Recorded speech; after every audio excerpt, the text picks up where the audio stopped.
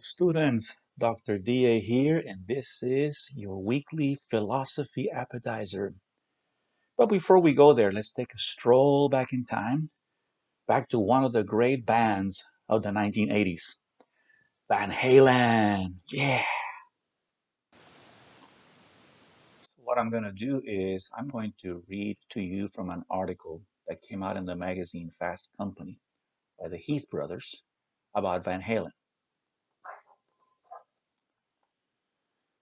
It says here, consider Van Halen.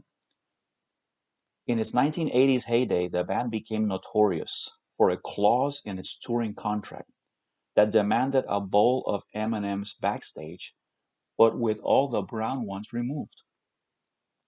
The story is true, and it became the perfect, appalling symbol of rock star diva behavior. Now get ready to reverse your perception. Van Halen did dozens of shows every year, and at each venue the band would show up with 9 18-wheelers full of gear. Because of the technical complexity, the band's standard contract with venues was thick and convoluted. A typical article in the contract might say, there will be 15 amperage voltage sockets at 20-foot spaces evenly providing 19 amperes. Van Halen buried a special clause in the middle of the contract. It was called Article 126, and it read, there will be no brown M&Ms in the backstage area upon pain of cancellation of the show with full compensation.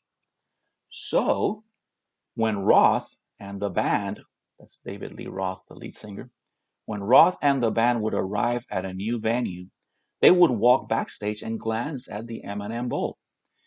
If they saw a brown M&M, they would demand a line check of the entire production. Guaranteed, you're going to arrive at a technical error, they wrote. They didn't read the contract. In other words, Roth and Van Halen were no divas.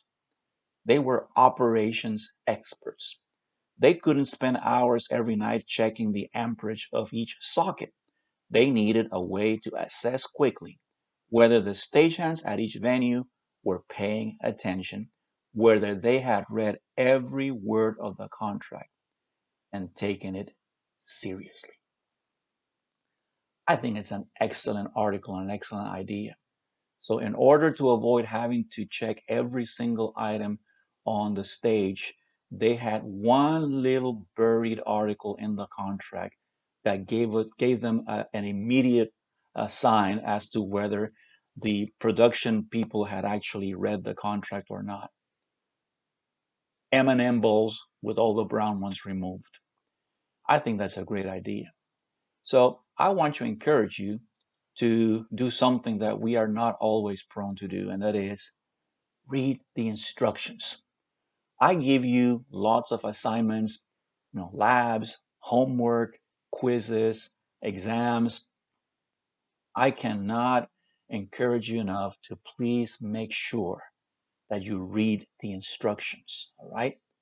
It will avoid a lot of mistakes, a lot of confusion, and also prevent you from asking me a question and maybe me coming back at you saying, remember Van Halen.